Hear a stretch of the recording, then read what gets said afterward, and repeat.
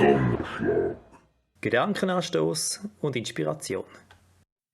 Das ist der Donnerschlag vom April mit dem Thema Gottesbeweis.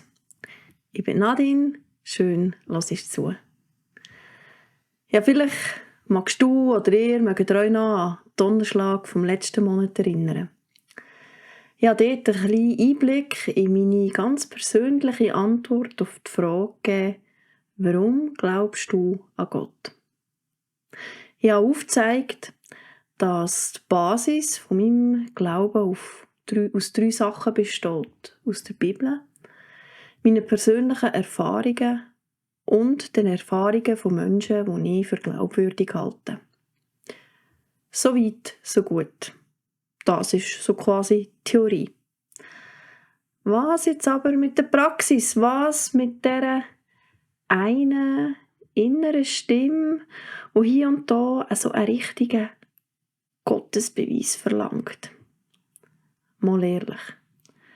Wer ist im Leben auch schon einmal oder mehrere Mal an dem Punkt gewesen, wo er sich nichts sehnlichster gewünscht hat, als einen klaren, deutlichen Beweis für Gottes Wirken in dieser Welt? Vielleicht als Trost, als Erklärung in einer schwierigen Situation oder einfach als Halt, als Sinn. Ich muss mit dem Wort von Peter Bichsel sagen, damit alles, was ist, nicht sinnlos ist und damit alles, was ist, nicht alles ist. Mir sind im Laufe des Lebens zwei Umstände begegnet, die für mich einen deutlichen Hinweis auf Gott, auf Gottes Wirken in dieser Welt sind. Der erste Hinweis ist mir begegnet, als ich ein YouTube-Film angeschaut habe. Der Film heisst Cosmic Eye und man sieht darin eine Frau, wie sie im Google Headquarter auf dem Rasen liegt und in den Himmel schaut. Und jetzt zoomt die Kamera immer weiter raus, so dass wir immer mehr zuerst von der ganzen Frau sehen, nachher von der Umgebung, später der ganze Kontinent, der Planet Erde. Und dann geht es wie immer weiter raus.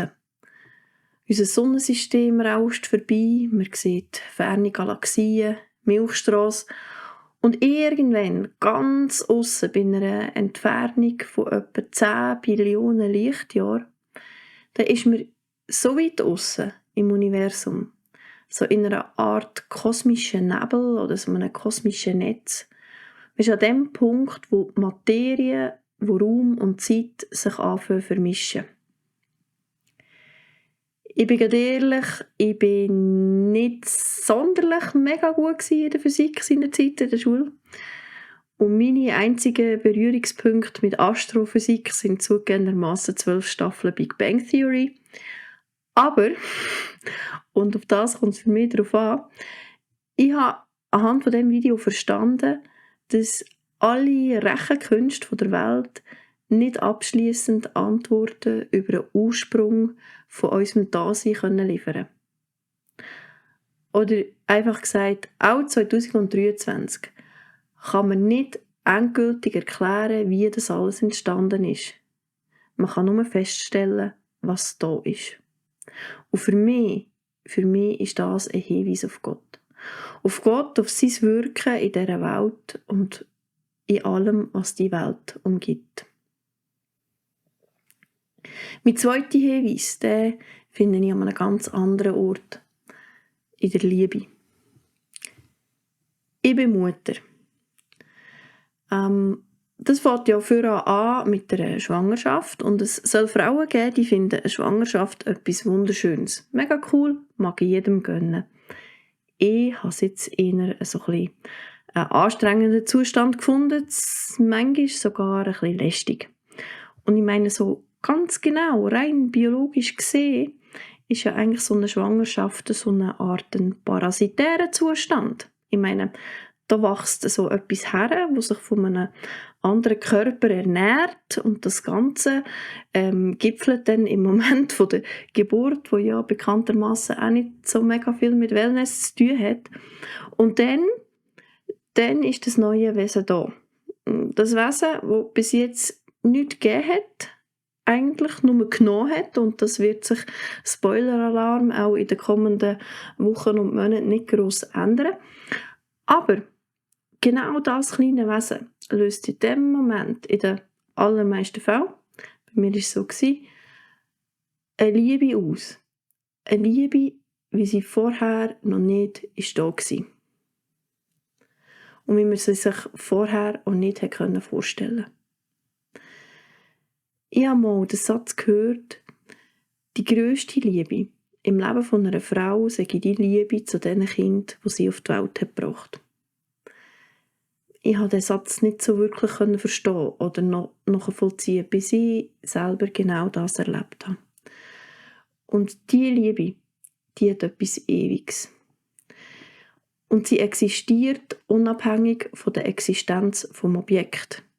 Das klingt jetzt ein bisschen kompliziert, ist es aber eigentlich gar nicht.